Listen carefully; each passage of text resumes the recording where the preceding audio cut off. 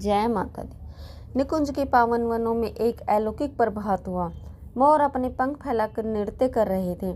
मैना और सुख सारिका मधुर कलरव कर रहे थे। कदम की शाखाओं से शीतल मंद सुगंधित हवाएं बह रही थी और कमल सरोवरों से सुगंधित वायु चारों ओर फैल रही थी। यह एक बहुत ही मनमोहक सुबह थी। उस रमणीय वन के बीच खड़ा था एक अद्भुत निकुंज महल। श्वेत संगमरमर से बना, स्वर्ण द्वारों पर हीरे और अमूल्य रत्न शोभा पा रहे थे। चारों ओर कमलों से भरे सरोवर थे। वह महल मानो स्वयं बैकुंठ का ही प्रतिरूप था। महल के भीतर एक सुंदर कक्ष था। बाहर की सुरभित सुबह का आनंद उस कक्ष को घेरे था। वहाँ राधा रानी की अनेक सखियाँ सहचर्या शोभा पा रही थी। सभी मृगनयनियाँ व्यस्त थी। कोई थाल में आभूषण सजा रही थी, कोई श्री जी के वस्त्र संवार रही थी, कोई सोच रही थी आज स्वामिनी कौन सा गहना धारण करेंगी। श्री राधा स्वर्ण सिंहासन पर विराजमान थी। नीले रंग का लहंगा और उससे मेल खाती नीली चुनरी ओढ़ी हुई सखियाँ हीरे, मोती और मणियों के आभूषण से उन्हें सजा रही थी। उनके हृदय में आनंद की लहरें उठने लगी। जाने क्यों आज रानी का स्वरूप और भी सुंदर प्रतीत होता था। तभी वहां अचानक श्याम सुंदर श्री कृष्ण का आगमन हुआ। वह दोनों हाथ जोड़ सखियों से प्रार्थना करने लगे, आज राधा जू का श्रृंगार मैं स्वयं करूंगा। यह सुनकर सखियां प्रसन्न हो उठी और प्यारी प्रियाजू शर्मा गई। कृष्ण ने अपने हाथों से रानी की चोटी संवारी, सिंदूर से उनकी मांग भरी और एक एक कर गहनों से उन्हें अलंकृत किया।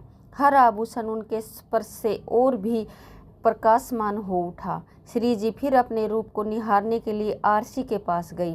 वे अपने माथे का सिंदूर, गहनों की छटा, वस्त्रों की सुंदरता देखकर मुग्ध हो उठी, परंतु वे समझ ना पाई कि सामने जो रूप है वह उन्हीं का प्रतिबिंब है। वे बोली, अरे यह सुंदरी कौन है? इतनी रूपवती तो मैं भी नहीं।